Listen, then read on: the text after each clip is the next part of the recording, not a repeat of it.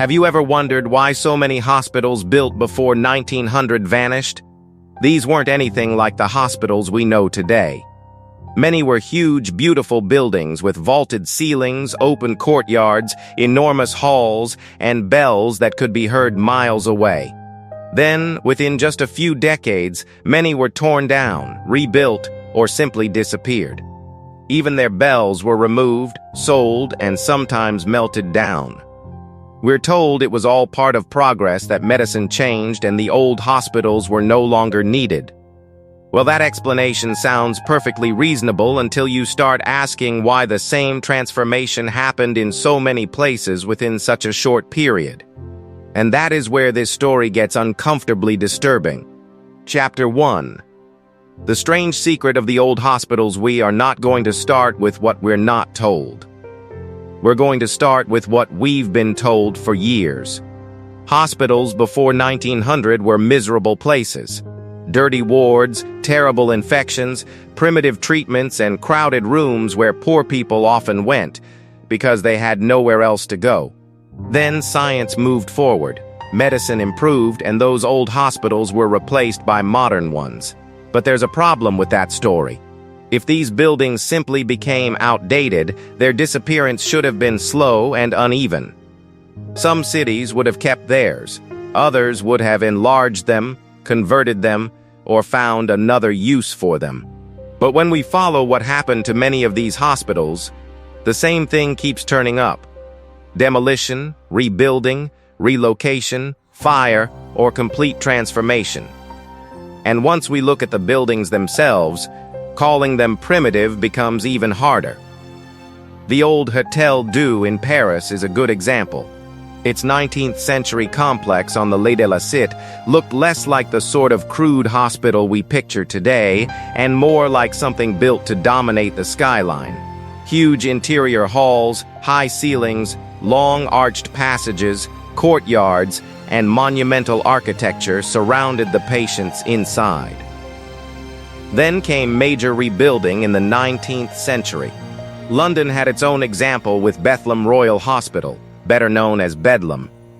People traveled to see the place because the building itself was remarkable. Edinburgh, Philadelphia, Cape Town, Porto, the names change, but the question doesn't. Why were so many medical institutions built on such an enormous scale? They weren't little clinics with a few stone rooms. Somebody had spent serious money, labor, and skill making them far grander than basic shelter for the sick required. But the architecture isn't what makes this story so peculiar. The bells do. Many old medical complexes had them, sometimes enormous ones, sometimes several, often carried high enough for their sound to travel well beyond the grounds. The ordinary explanation makes perfect sense at first. Bells announce the hour, meals, religious services, emergencies, and changes in routine. Hospitals needed ways to organize hundreds of people before electric clocks, phones, and speaker systems existed. Nothing strange there. The curiosity begins when old accounts appear to connect certain sounds with the patients themselves. One reported Edinburgh Hospital Journal from 1847 supposedly describes bells being rung around people suffering from chronic pain and what doctors then called nervous disorders. According to the account, the ringing followed particular times and patterns, and the administrator believed some patients responded better than they had to newer chemical treatments. Similar references have been claimed in 19th century Vienna, while records associated with a Portuguese hospital in Macau reportedly mention large resonating vessels being used around patients with fever and disorders described in terms of vital energy. A former patient in New Orleans later wrote about waking to bells each morning while recovering from an illness her physician had considered incurable. None of these stories by themselves proves that bells were medical devices. Some of the original material is difficult to trace, and personal memories are not scientific evidence. Still, they leave us with a question worth carrying into the next part of this story. If bells were only there to run the daily schedule, why do we occasionally find sound mentioned alongside treatment? Perhaps 19th century physicians were simply experimenting, as physicians often did when medicine had few answers. Perhaps later writers misunderstood ordinary hospital routines. Or perhaps some doctors genuinely believed certain tones and vibrations could help the body recover. We shouldn't turn that possibility into a fact without evidence. But we shouldn't brush it aside simply because it sounds unusual either. Because the moment we begin looking at what sound can actually do to the human body, those old hospital bells become much harder to ignore. Chapter 2. Why were the bells destroyed? That question about the bells leads somewhere even stranger, because once we stop asking what they were used for and start asking what happened to them, the trail becomes surprisingly thin. Many of the great bells that once belonged to older hospitals simply cannot be followed to a final destination. Demolition papers sometimes mention that a bell was removed and sold, yet the paperwork often ends there. No buyer, no new location, no record showing where it eventually went. Others were taken down with the buildings and melted for scrap. A handful survived, although after changing hands their connection to the original institution could easily disappear. A bell that once hung over a hospital might later appear in a collection described only as a civic or religious object, with much of its earlier story reduced to a few lines on a card.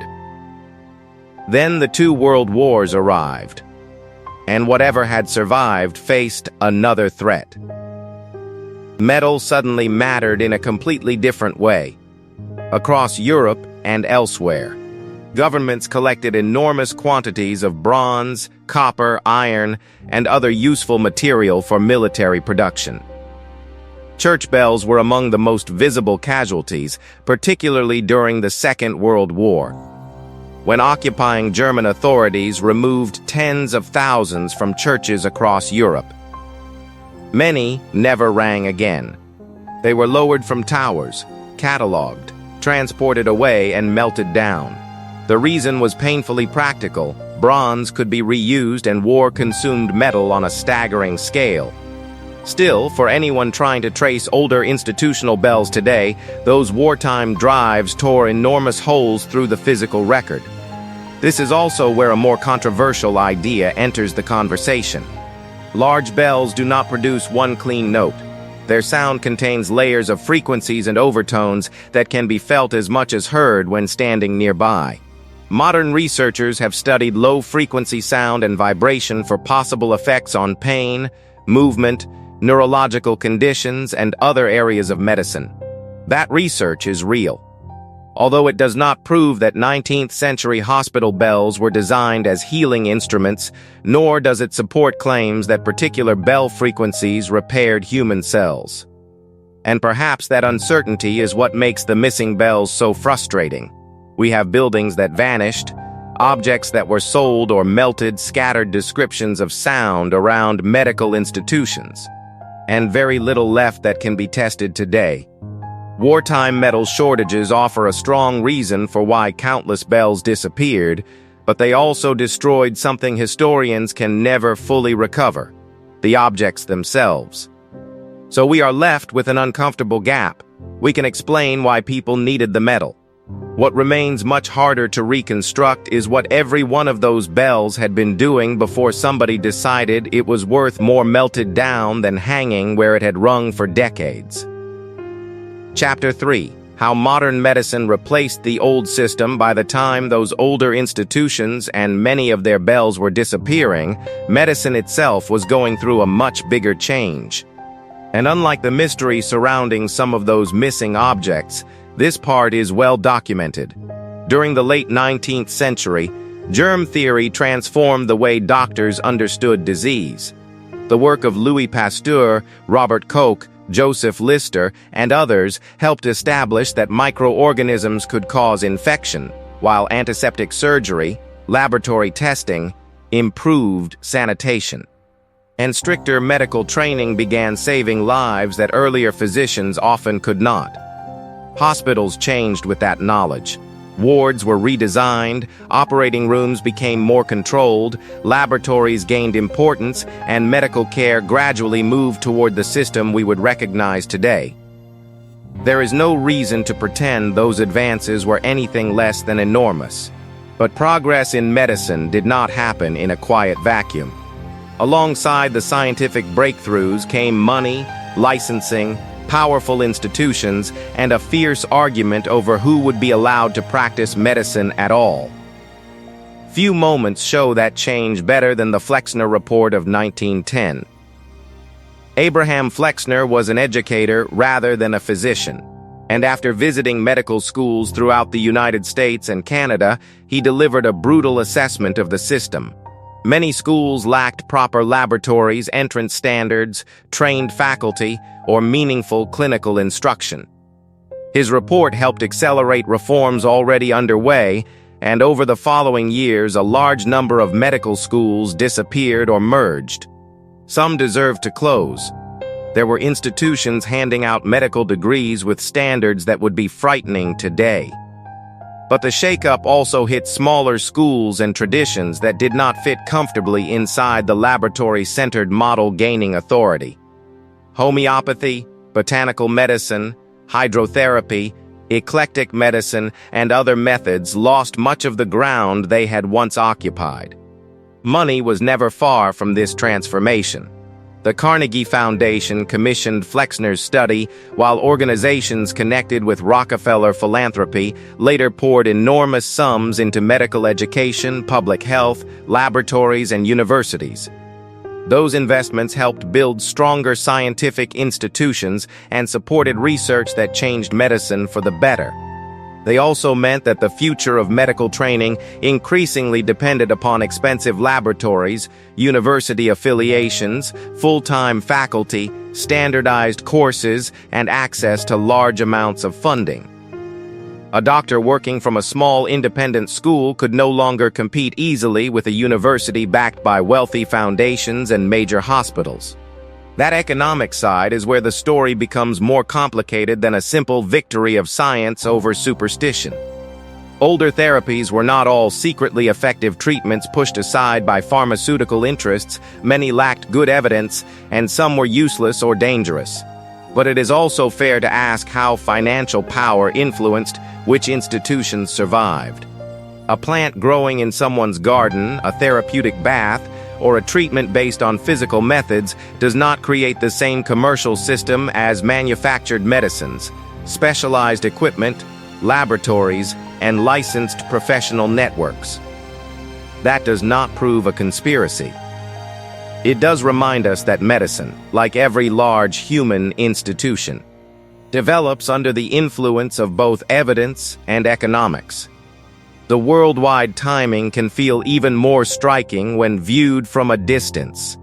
Paris, London, Bombay, and other big cities were rebuilding hospitals, adopting new sanitation standards, changing medical education, and embracing laboratory science within a relatively narrow period.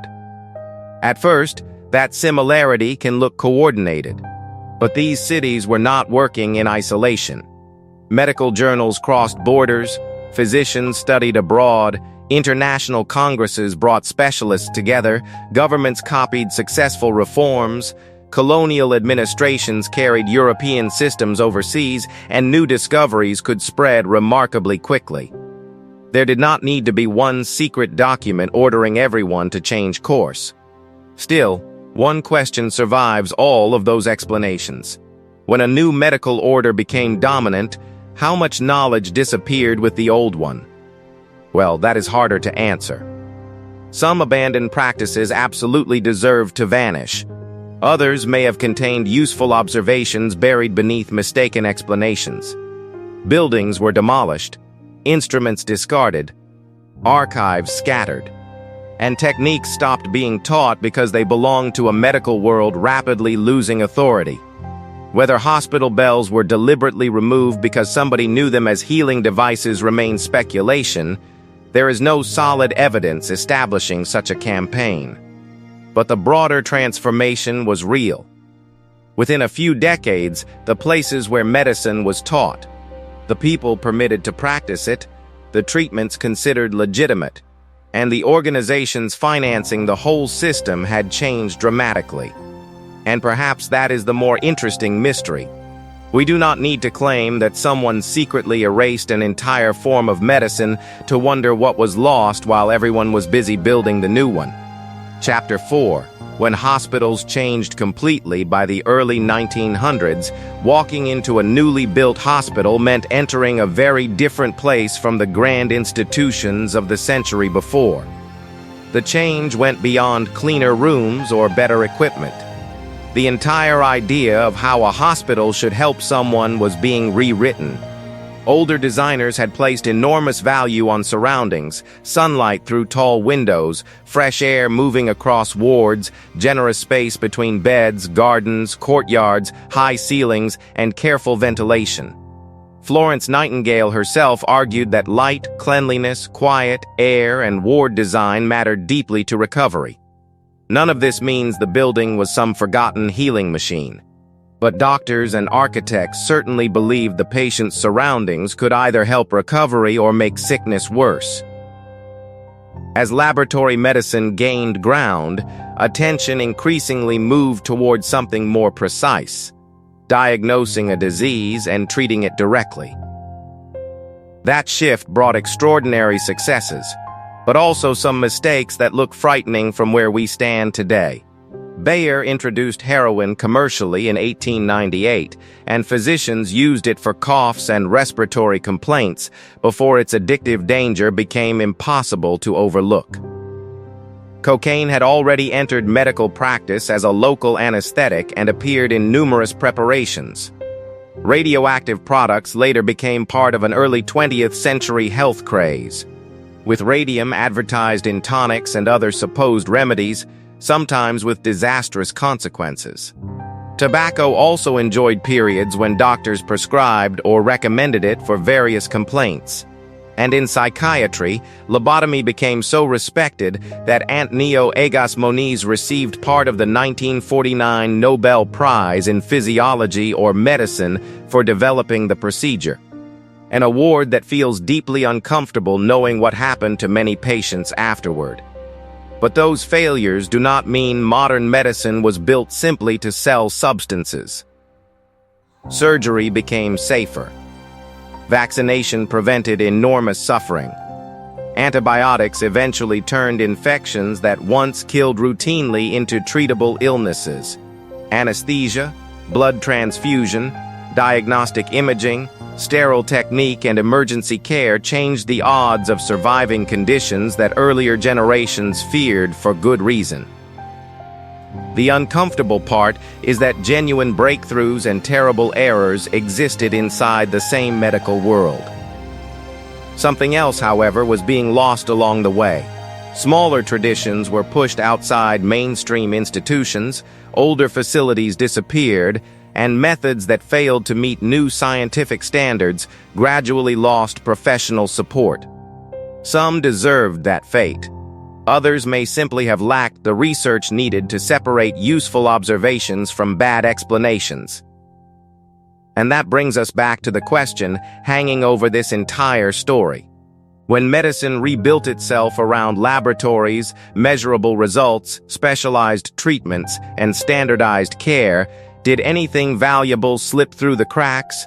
Because from this point onward, the claims become much harder to settle and far stranger than anything we have dealt with so far.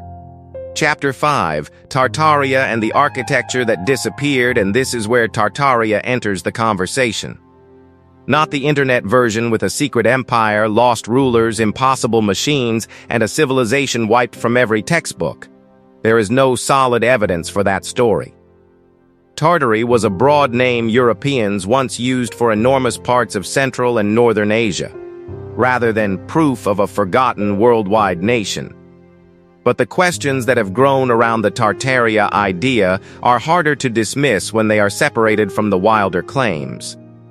They concern the buildings themselves, enormous 19th century structures, buried-looking lower floors, elaborate domes, towers, unusual acoustics, and cities that sometimes seem remarkably mature in their earliest photographs. Some people look at those images and wonder whether everything pictured was really as new as the dates attached to it suggest. Old hospitals naturally became part of that argument. Many shared the same monumental style: thick masonry, cavernous rooms, high ceilings, long corridors, elaborate courtyards, towers, chapels, and bell systems. Then, between the late 19th and early 20th centuries, a great number were demolished, rebuilt, expanded, damaged by fires, or replaced. That much is ordinary historical fact. What fuels suspicion is how incomplete the surviving paper trail can sometimes feel. We may find patient registers, staff names, annual expenses, newspaper references, and decades of everyday activity, while the original architectural material is harder to locate. For someone searching online a century later, that absence can make a building appear to have arrived from nowhere. But missing records are dangerous things to build a theory upon. Plans can disappear through fires, wars, municipal reorganizations, careless storage, private ownership, or simple decay. Records may also survive in archives that have never been digitized. Likewise, those famous photographs of supposedly buried buildings often have ordinary explanations. Street levels were raised, roads resurfaced, basements received windows, and cities repeatedly altered drainage and sewer systems. A photograph can certainly raise a question, but it cannot tell us by itself who constructed a building centuries earlier. Still, there is one part of this puzzle worth keeping alive: what these structures were designed to do. 19th century architects understood air movement, sunlight, room proportion, sound, sanitation, and ventilation far better than the word primitive suggests. A massive hall could carry voices and music in remarkable ways simply because of its geometry. Bells could organize daily life across a sprawling institution without electricity. High ceilings helped with ventilation. Courtyards brought daylight and fresh air into crowded complexes. Features that appear mysterious now may once have been perfectly practical. That does not make the disappearance of so much old architecture any less haunting. Because buildings preserve more than walls. They preserve habits. Once the structure disappears, so does part of the evidence for how people actually used it. A bell can be melted. A basement can be filled. A ward can become offices. An archive can lose half its papers. And within a few generations, an ordinary practice can become almost impossible to reconstruct. So perhaps Tartaria is not the answer here. Perhaps it is the name people have given to a much more interesting discomfort, the feeling that our physical past is messier than the clean timelines suggest. Were these hospitals inherited from an unknown civilization? There is no convincing evidence that they were. Were their bells secretly removed to erase frequency-based medicine? Again, we cannot establish that. But were countless buildings, objects, records, and everyday practices lost during an extraordinary period of urban and medical change? Absolutely. And that leaves us with a mystery that does not need a vanished empire to make it unsettling. When so much physical evidence disappears, how certain can we ever be about everything that vanished with it? If you've enjoyed this video, give it a like and subscribe. We'll see you in the next one.